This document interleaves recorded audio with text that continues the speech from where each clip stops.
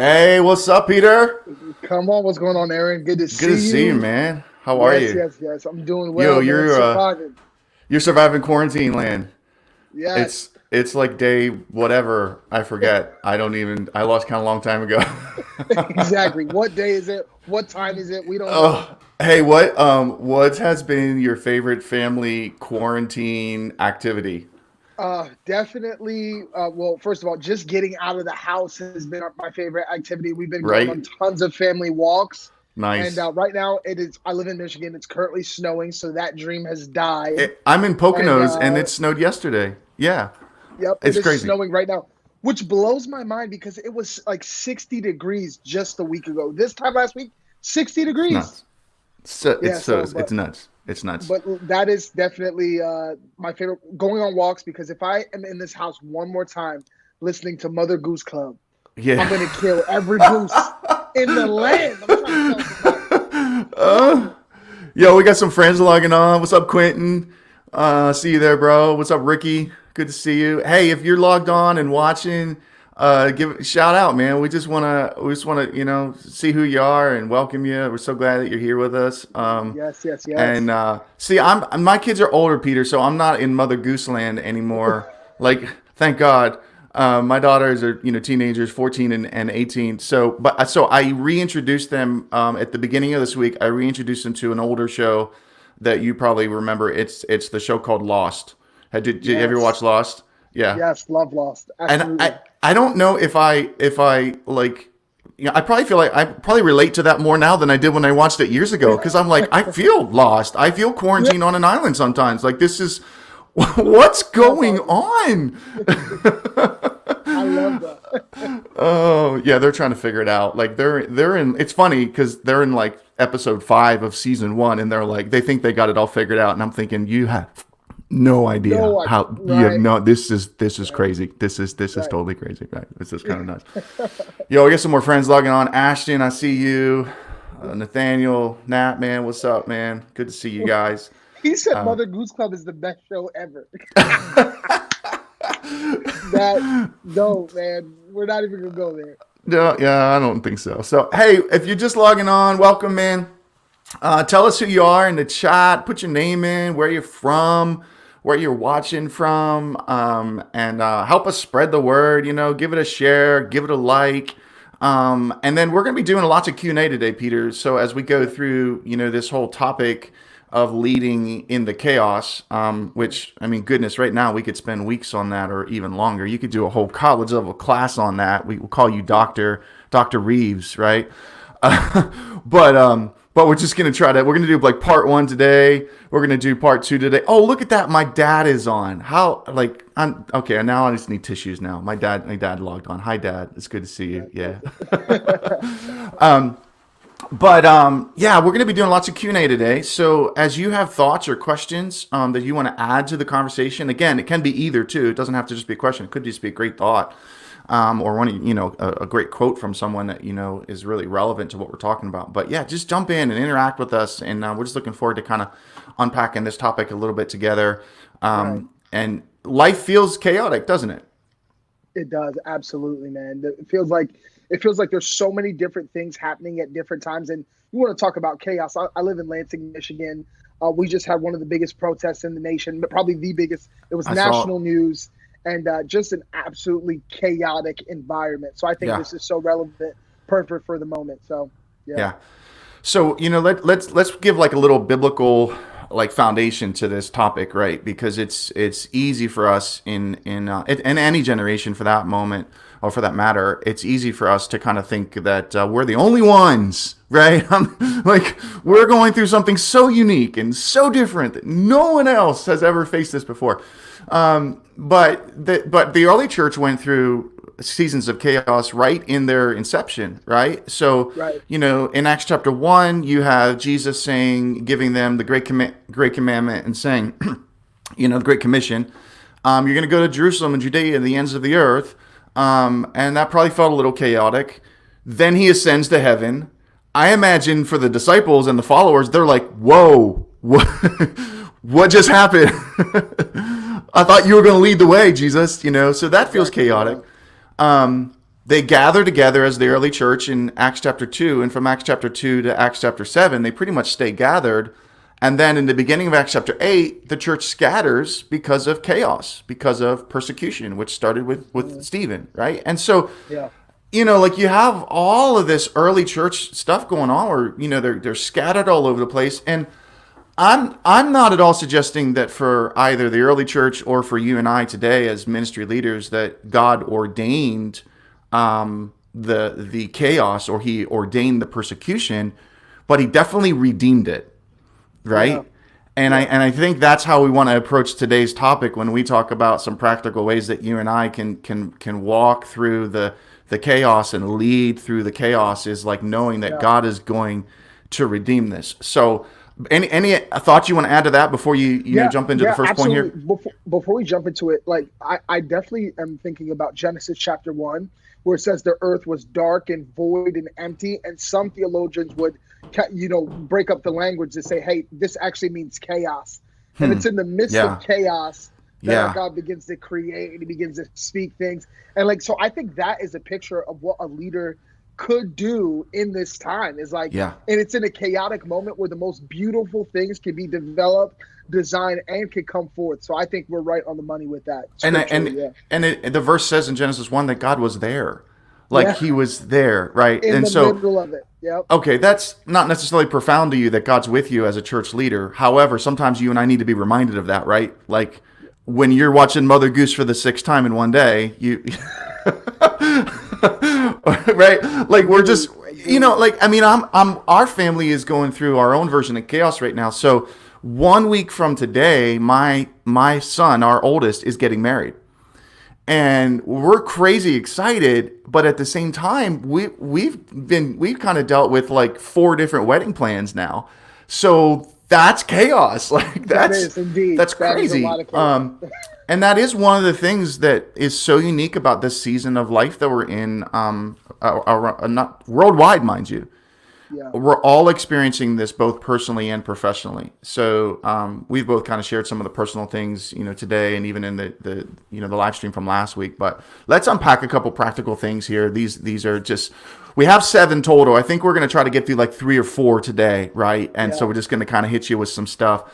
And again, like if you're just logging on, man, shout out, say hello on the chat. We want to know who you are. We want to know where you're from.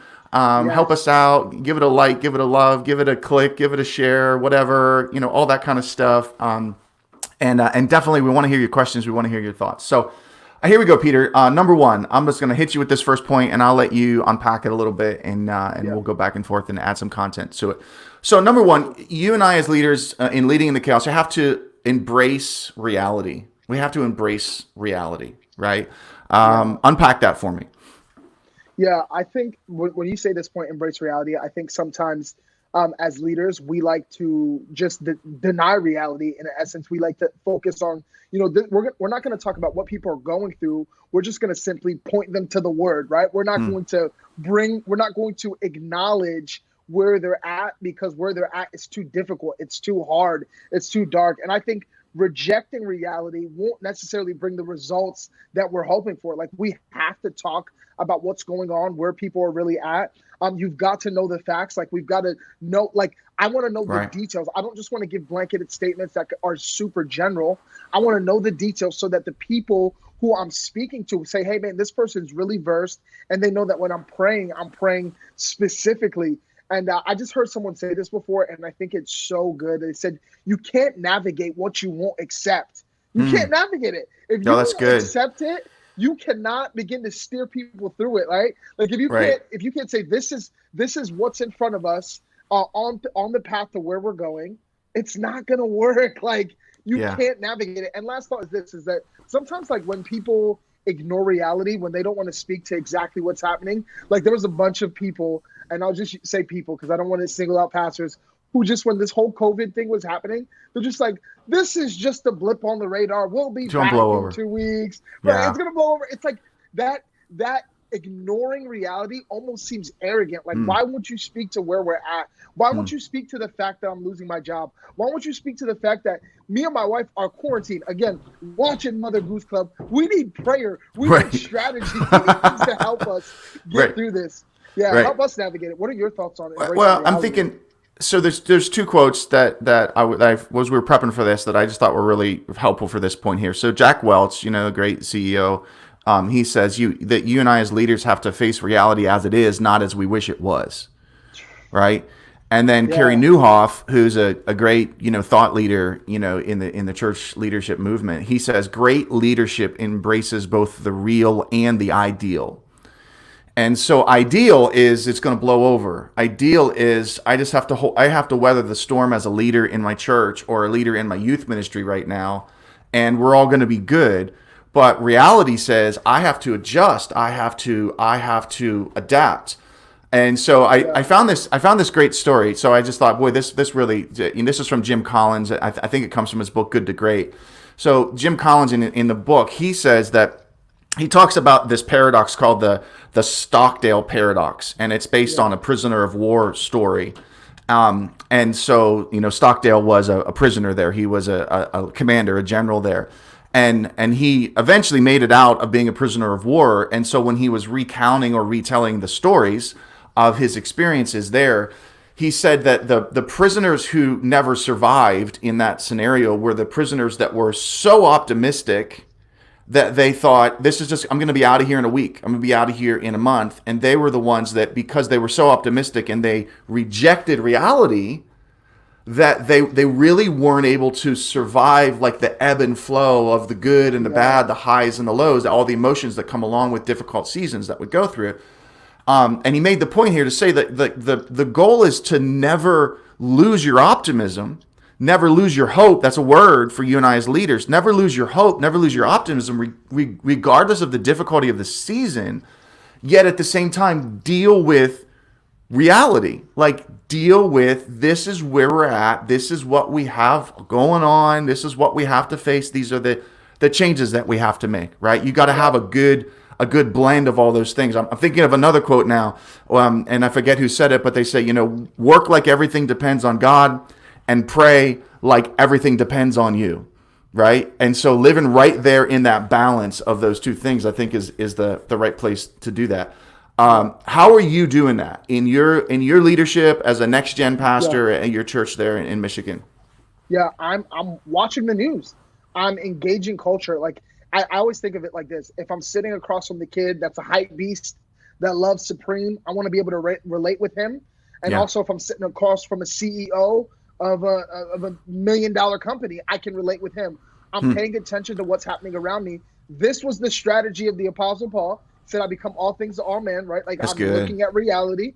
But Yeah, this that's is good. also the strategy of Jesus, using very real examples, very practical things to engage culture. Jesus was the best at speaking right to it. So he was embracing the reality of the day and give the Caesars what is Caesar's. At that point, right, the world was going crazy because of Hmm. the taxes that Caesar was putting on people. Like Jesus is speaking to it, like it's Yeah. it's it's awesome. So that's how Well, we're and, doing it. and and when you mentioned the Apostle Paul, that reminds me of something we talked about last week, where we said the methods are changing, but the mission hasn't changed. Come on. And so Paul had to embrace reality, the reality of I'm in jail, I'm under house arrest in Rome, I can't travel, I can't plant churches, yet I can adapt and I can still continue to lead and still continue to be fruitful, right?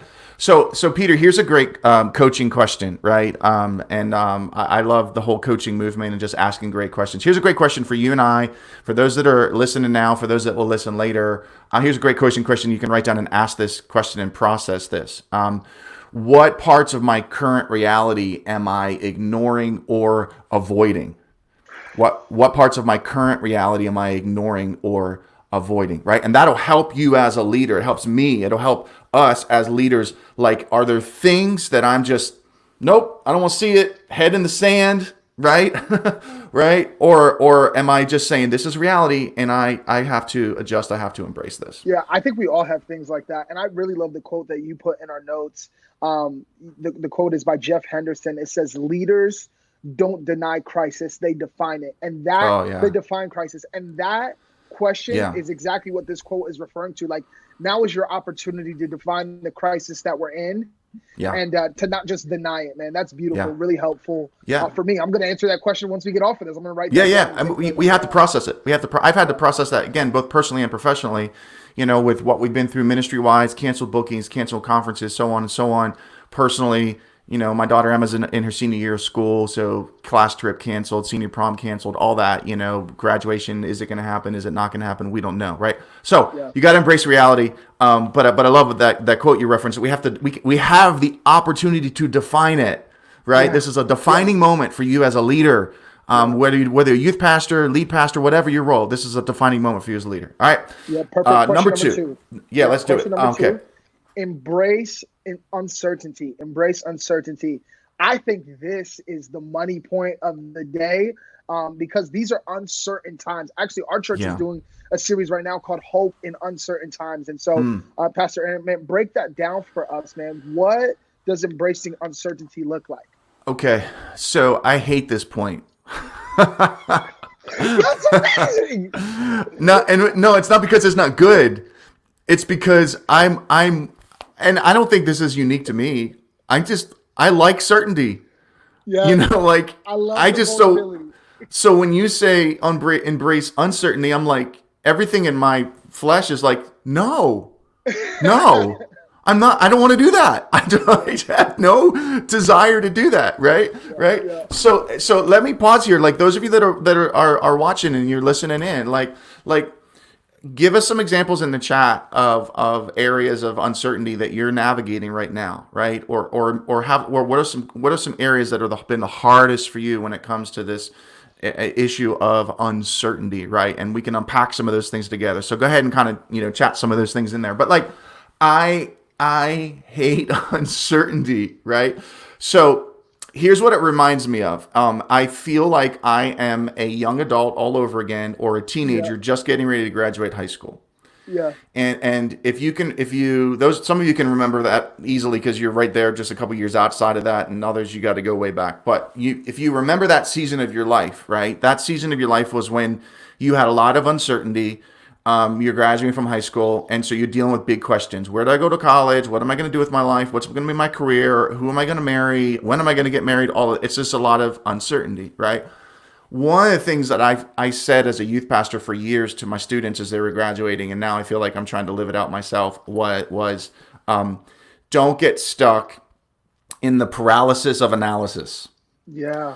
Where you spend so much time like just trying to overanalyze the uncertainty that you're stuck now. And now as a leader, I'm not moving forward. I'm not leading with vision. I'm not being clear in what our directives are, right? And let me read this quote to you. This is it's a little bit of a longer quote, but it's an Andy Stanley quote, and it's really good. He says, uncertainty. Now, this is going to set some leader free here because you have told yourself you're not a good leader because you are uncertain about your leadership during this time. This is what he says.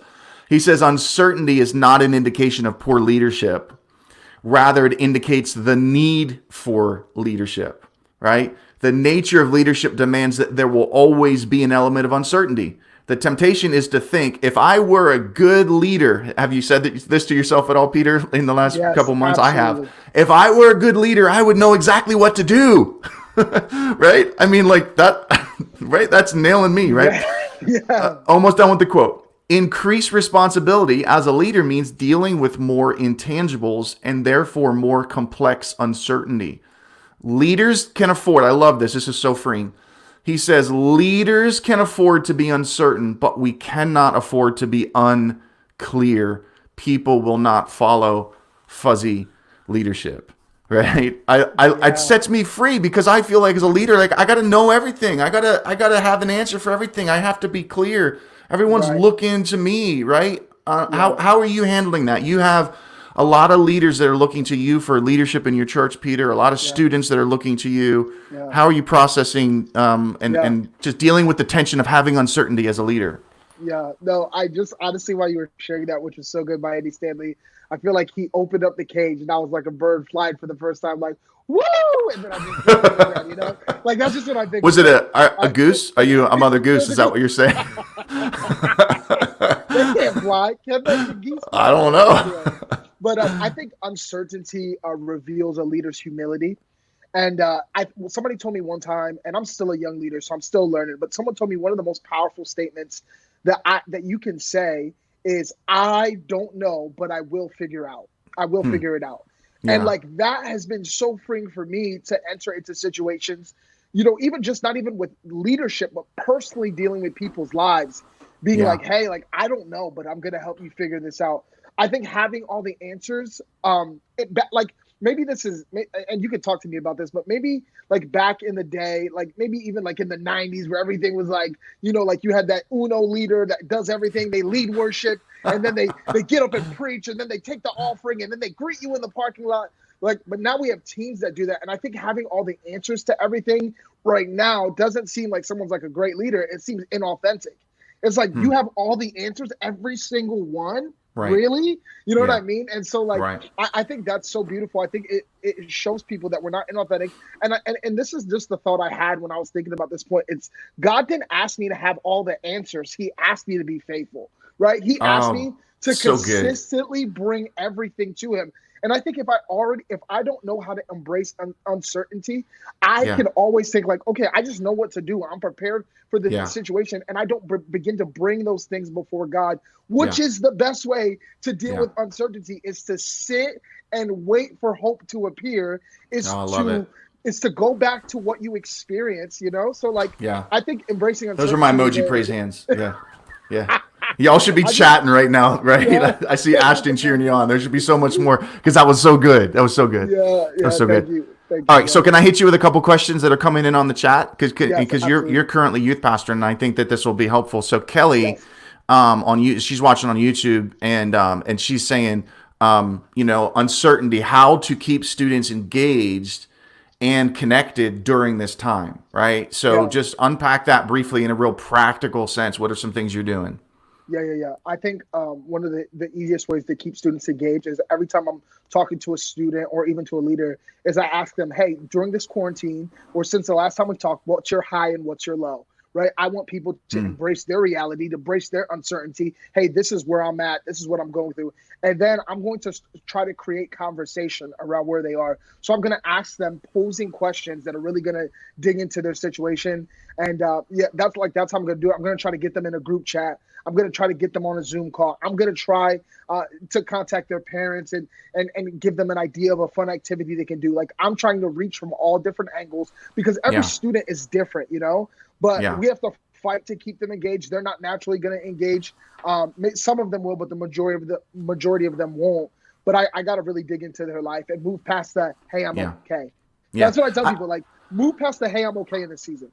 Yeah, and I love that you're mixing like the classic old school youth pastor shepherding, which really isn't old school. It's always relevant. I don't know why I even painted it that way. Like the shepherding personal approach. Well, give me your highs, give me your lows, but then you're also saying, hey, but I'm also using like every kind of technology available that I can that works, right? And so that's a good blend, I think, for us and those of you that are in student ministry.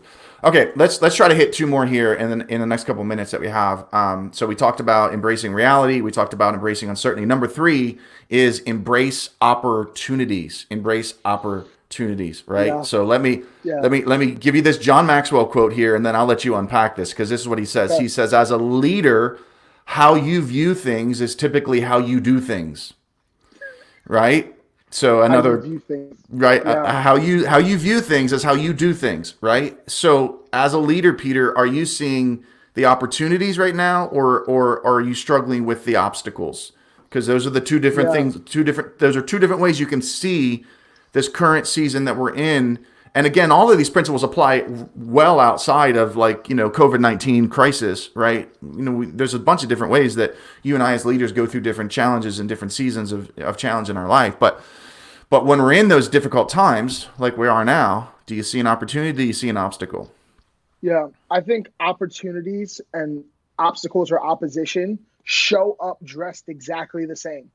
They show up at your doorstep dressed exactly the same. Wow. And you really have to engage it to see what it really is. And I think there is an opportunity embedded in every obstacle. And someone told me this. Wow. They said you have to take an opportunity in the lifetime of that opportunity. Because sometimes, Yep. which is what a lot of people are doing right now, which I'm thankful that they're coming around going, no, this is our reality. We're going to be in this for Yeah. 3, maybe 4 more weeks. Yeah. I'm glad that people are stepping into that. But now we're trying to take opportunities, and its lifetime is already past. You know what I mean? Like, we're getting to the end of us being at this thing. And so it seems. Yeah. So I think that's a really big thought. I think also when you look at opportunities and obstacles, you're one moment away, one decision away from a totally different youth ministry. Totally different youth ministry. Yeah. And I say that because people are finding creative ways to do unbelievable things. Like, I know a youth pastor totally engaging his entire student ministry on Twitch, which is a gaming platform. I never thought that would work. But his entire youth ministry is connected and embedded. And he's going, man, we have to continue to do this because we're reaching people who we've never, students across the globe who we never thought would be a part of what we're doing. That was an obstacle when his kids weren't connecting on Zoom, weren't connecting on Instagram Live. He switches to a different platform, and now he's at a totally different youth ministry. Opposition and opportunities, they come dressed the same. But they're really a big deal. What are your thoughts on that? Well, I'm really interested for everyone that's watching right now. Like, give me some examples in the chat of opportunities that you're seeing in this season, instead of obstacles. So we're just trying to make this almost a live coaching session, right? Because we could focus on obstacles and we could talk all about the obstacles, and there are tons. We all know that, right? But we could also highlight the opportunities. And when you highlight an opportunity as a leader, you help lift or elevate my view in that moment. So like when you say opportunities and obstacles come knocking at your door dressed in the same outfit, I think, oh, wow, that's so good, right? I need to learn to see that, right? Because so the quote you referenced earlier about seizing the opportunity, a lifetime of the opportunity, I think it's an old Steve Hill quote. Remember the evangelist, the Brownsville evangelist? Yeah. So he used to say the lifetime of an opportunity must be seized during the lifetime of the opportunity. Yes. Right. That's the quote. Right. And that's true, because what seasons of challenge do to you and I as leaders is it's like we get squeezed, and whatever is inside is what comes out. So if you squeeze an orange juice comes out. You squeeze a lemon juice comes out. You squeeze a liter, what comes out? Right? Come on, dude. And so as you and I are dealing with the pressure of, and we're all dealing with pressure, right? You're dealing with the pressure of your family life, the pressure of your employment, the pressure of jobs, income, the pressure of your role, your position in the church world, not in the church world, as a volunteer, as a staff member, secularly, and all these things, right? Like, it's pressure. And if you and I as leaders can learn to see the opportunity that's there, it actually reveals, right? Like I think you put it in the notes, but it's the idea that true leaders are revealed in a crisis, right? Because the pressure squeezes that leadership, out of you, right? Yeah. Love that. Okay. Love that. So let me hit you with a couple comments here that are coming in. And this one is from a friend of mine, Joe Fackler. Hi, Joe. Great having you on today, man. Joe was one of my small group leaders for years when I was in youth ministry, but Joe's saying, my reality is the uncertainty on whether or not I am capturing the opportunities I should be with my own kids during this time. So Peter, put your dad hat on right now, and like, just process that statement real quick with Joe. Yeah. I think, Joe, first of all, it's awesome that you're so vulnerable to share that.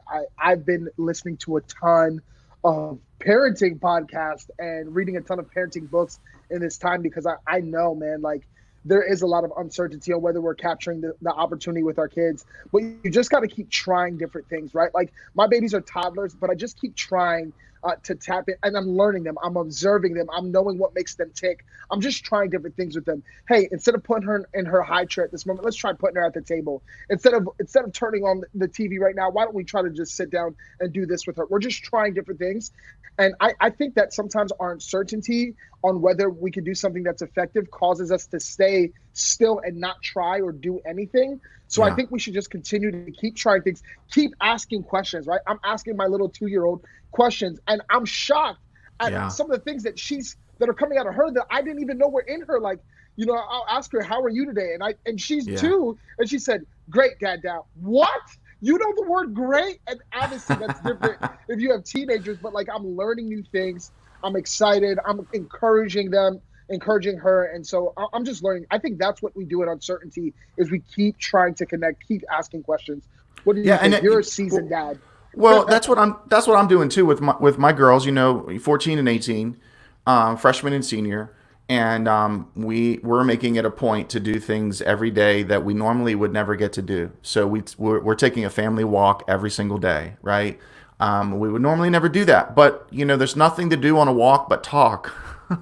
Right? I mean, it's great. Like, it's kind of hard for your teenager to walk down the road staring at their phone. So it's awesome. Right. So we're creating a moment there. Or even I joked at the beginning about, how I've reintroduced my girls to that show Lost, and so it's giving us like a natural, like last night I was busy. I was working late into the night and my girls are like, Dad, what about Lost? They're like, Dad, are you lost right now? You know what. And so we're trying to create like some new moments there, right? We're trying to create like some opportunities. And I love what you're saying, that you gotta have to experiment with some different things, right? And you have to, kind of just say, okay, what's going to work here, right? Here's a great comment. I'd love just to kind of get your feedback on this. This is from Mike. And he's talking about an opportunity, right? Because I ask everyone to post like, what's opportunity? So we had the opportunity. This is Mike. Mike's a youth pastor here in Pennsylvania. We had the opportunity to have church at an actual drive-in.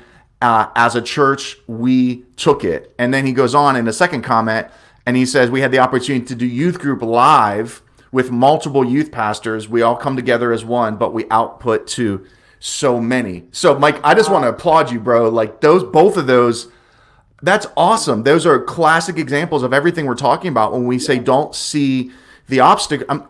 Let me phrase it like this. It's not that you're not going to see the obstacle.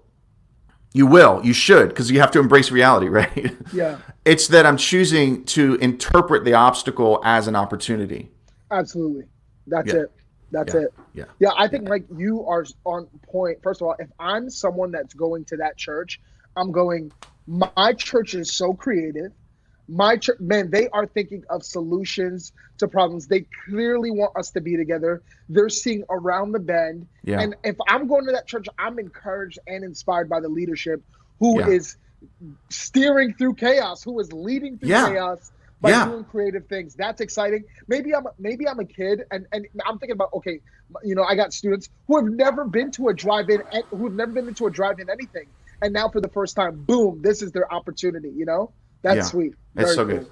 Okay, so Ricky just posted a quote here, and I think Ricky hacked our notes because this quote like perfectly sets us to go up into point 4. So Ricky, I love you, bro, but get out of my computer system, okay? But this is a Malcolm Gladwell quote, and to create one contagious movement, and I don't think he's thinking contagious in the form of like COVID-19. I'm pretty sure, but to create one contagious movement, you often have to create many small movements first. Right. And so one of the best ways for you and I as leaders to create small movements is point number 4. And this is where we're going to land today. And we'll come back and do the rest of them next week. But here it is, Peter. Point number 4 is embrace teamwork. Embrace teamwork. So unpack that for us and talk to us about how we're going to embrace teamwork. Embrace teamwork. I want to say this. When I think of the word teamwork, I think of the word collaboration. And I think in this season of COVID-19, in leading through chaos, collaboration is king, right? Like, we are collaborating. Yeah. We're allowing multiple voices of people we trust to come to the table and to sort through different things and issues. I think, obviously, when I say teamwork, I think servant leadership. I think of us serving people, looking for opportunities to help people grow and leading them by serving them. I'm saying yes to collaboration. I'm sharing the credit. That is a big part of teamwork. Listen, I'm learning this so much, like by watching old reruns of like Larry Bird and Magic Johnson and Jordan. Dude, these guys are unbelievable because it's so different than to what we experience right now. They're like, hey, you player right now in 2020, you did this. And they're like, yes, I'm the best. I'm the greatest. Go buy my shoes. But back then, they asked Larry Bird, man, this was an unbelievable win. You did amazing. And he goes, my teammates. Sharing the credit is such a huge part of embracing teamwork. So when we talk about that, my 2 thoughts are collaboration, share the credit, right? Those are my 2 thoughts with that. And I just wrote this down. Individual players win awards. Teams win championships. Teams. Oh, dude, right? Come on. That's good. That's what it's about. It's about the championship moment that we're in together. Yeah. And I love this because the practice of my team right now is I'm constantly asking my team, what do you think we should be doing? Yeah. Right? Like I'm not hiding away from my responsibility or my role to lead them, but I want to include them. I want them to know their voice is valuable. And if I'm going to do something that they suggested, I'm going to bring the credit back around to them so that they know and I know that they have potential. They're a great leader. I think it adds value. Yeah. Please share with me, man. You're so good. And I want to just say this because I've been watching you lead for a long time. You are so good at embracing teamwork. Obviously, Lead the Generation is about helping create teams of youth pastors that are doing youth ministry together, building one another. You had a phenomenal youth ministry. I know you're good at embracing teamwork because your youth ministry consistently crushed fine arts consistently. And you have to build teams. So tell me fun about memories. that. Yeah. Yes. What are your thoughts? Well, first of all, I love the basketball reference. I lost count how many times I've watched Game 7 from 2016 on, the LeBron James, Okay, sorry, I just took me back,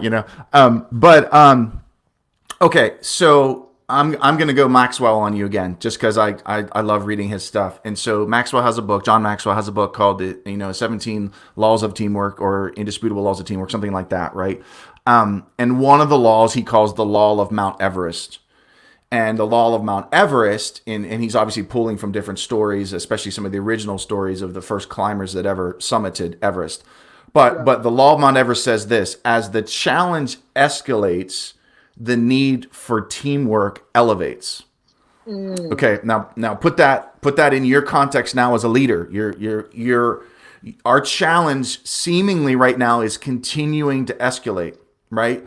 What many leaders thought this will be a 1 or 2 week stay-at-home thing is now turned into a 1 month, and now depending on where you live in the country, it could be multiple months, right? Right. And so the challenge continues to escalate, not just in the duration of this COVID-19 pandemic. The challenge also have multiple layers to it because the longer it plays out, the more it affects. So I never thought a month and a half ago or a month ago when we canceled our conferences, right? We had 2 conferences scheduled. When we canceled them, I never thought that this is going to have drastic implications on my son's wedding a month and a half from now. But it is, right? So again, the challenge is escalating, right? And if you are in ministry, then the challenge is escalating because you are finding that there are more and more people in your church or in your relational sphere of influence that are having personal interactions or personal loss connected to COVID-19, right? So I have a friend who has lost his father through this. So it gets real personal in a hurry, right? So the need for teamwork just continues to elevate. And so this is where you and I as leaders are wise to pull as many great voices around us, to build our teams, even if we're doing it from a distance. And if I go back to what I referenced with Maxwell and the Law of Mount Everest, the story that he unpacks there is that when a climber summits Everest, they might be the one person that summited, but it took a team of about 200 to 300 Sherpas and guides and cooks and nurses and medical people in order to get them to that point. So I've experienced that both in ministry, like when you referenced fine arts, we did that for years. We had a team of adults and a team of students, and they put a ton into that, right? And it was incredible memories, right? I experienced that personally when almost 10 years ago now, my dad and I climbed Mount Kilimanjaro. We were raising money for Speed of Light missions. If you're not familiar with Speed of Light, it's a missions organization through the Assemblies of God. We were partnering with World Serve and doing the Kili climb and all that kind of stuff. But it wasn't just the 2 of us and a handful of other climbers. There were hundreds of guides, people that were carrying the load and carrying food and cooking food and backpacks and the whole bit, right? And so you having the right team to elevate in this season is huge. Don't lose connection with your team.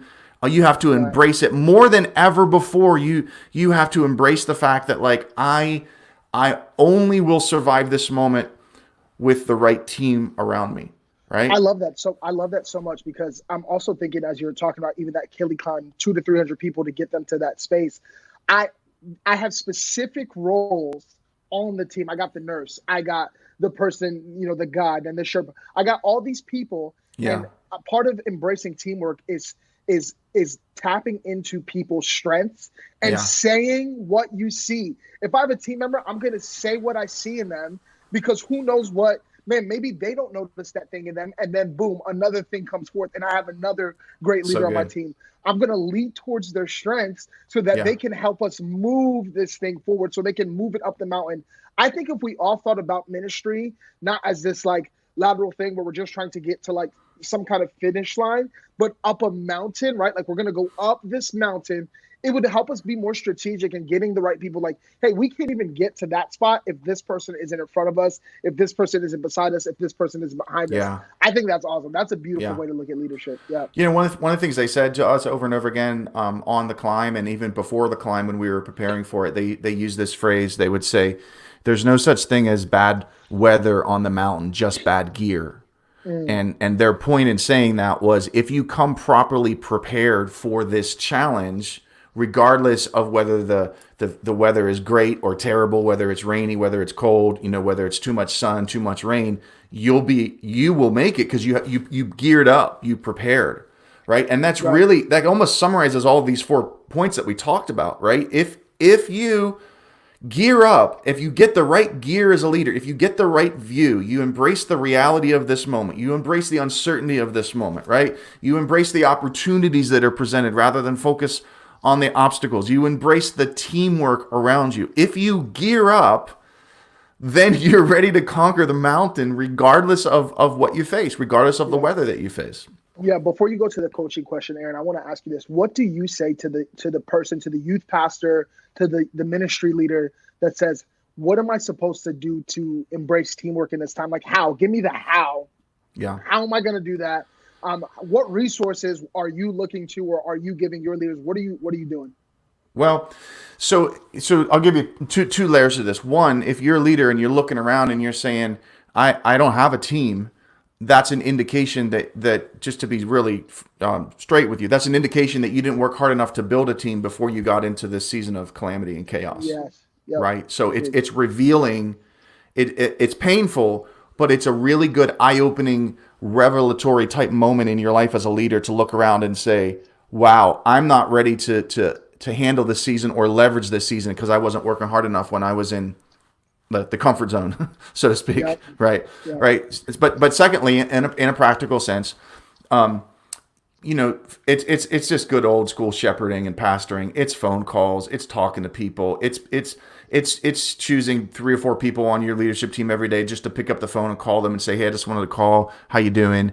Check in on you. I wanted to pray for you. Right? What you know, something we can talk about. It's just good classic pastoring right now.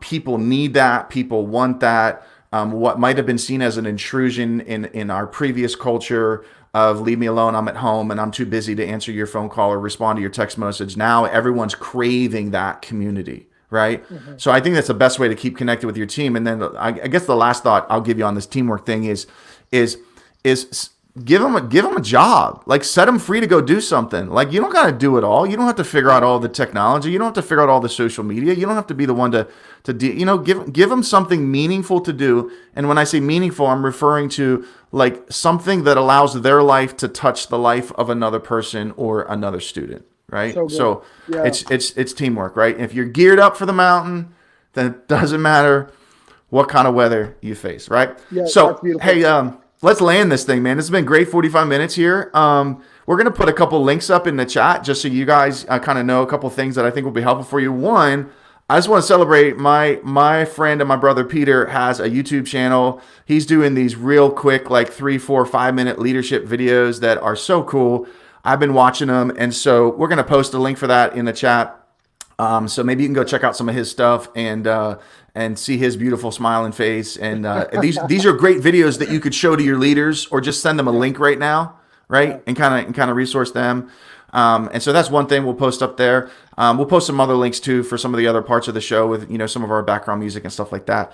And then I'm just gonna throw this out because I can't say anything about it right now. But hopefully by next week, when we come back on next week on Friday, we're hoping to have some pretty big news about Lead the Generation Conference, right? We're like All right. So log on next week, Peter, if you want to hear what the news is. Well, you kind of already know what the news is. You kind of have the inside track. But for everyone else, right, we're hoping to announce some pretty exciting stuff coming up here. We'll see. We'll hope we get there, right? I'm kind of putting myself out there, but not giving enough information for anyone to really know what I'm talking about, right?